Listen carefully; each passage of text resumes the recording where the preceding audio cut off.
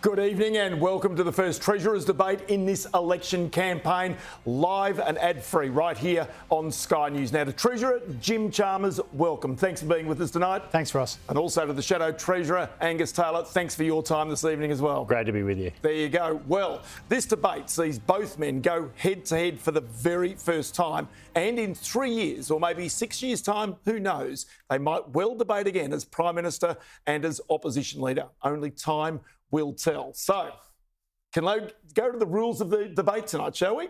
Jim Chalmers and Angus Taylor will give an opening statement of around about 1 minute. Their pitch, if you like, to try and get your vote. A coin toss before we started sees Jim Chalmers speak first. Sky News reporters also have been out in key electorates asking voters the questions that they want answered by Jim Chalmers and Angus Taylor. We'll also address 3 key areas that we think shape this election from an economic point of view. One is our economic future that includes Donald Trump's tariffs, our ability to cope with an economic downturn. Then there's the cost of living, so energy, jobs, fuel, groceries, all those things that people really feel very much at home now. Then to Australia's competitiveness, record numbers of small businesses are collapsing right now. What has to change to make Australia a great place to do business in and to make money as well? We'll also, just interestingly, to do this tonight, we're going to ask each of you to ask the other one a question. Got the question ready?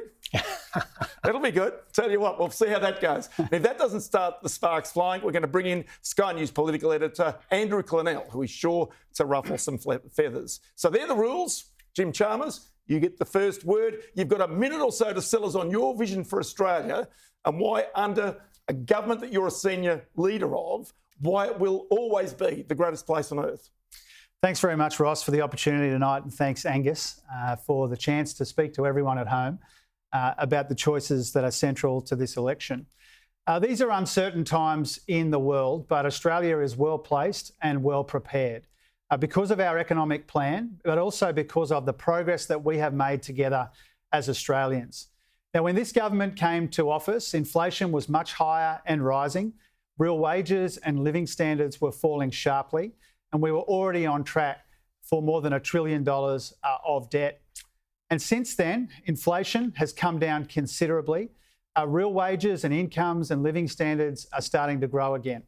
Unemployment is low. We've created 1 million jobs. Interest rates have started to come down. We've got the debt down, and growth is rebounding solidly in our economy as well. So all of this puts us in good stead in uncertain times, but we know that there's much more work to do because we do understand that people are still under pressure, and we know that the global environment is so uncertain.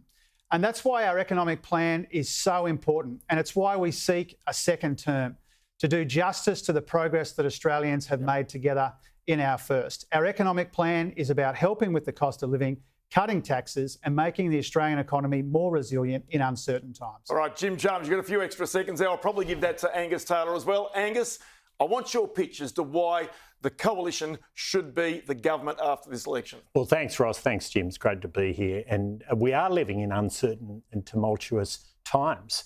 And the choice at this election is who do you trust to manage the economy? The context for it is that Australians are worse off than they were just 3 years ago as they dig deep into their savings, as they work harder for less, and as they cut back on essential spending. Now, Labor promised the world. They promised lower electricity prices. They promised lower mortgage costs. They promised a lower cost of living and easier lives.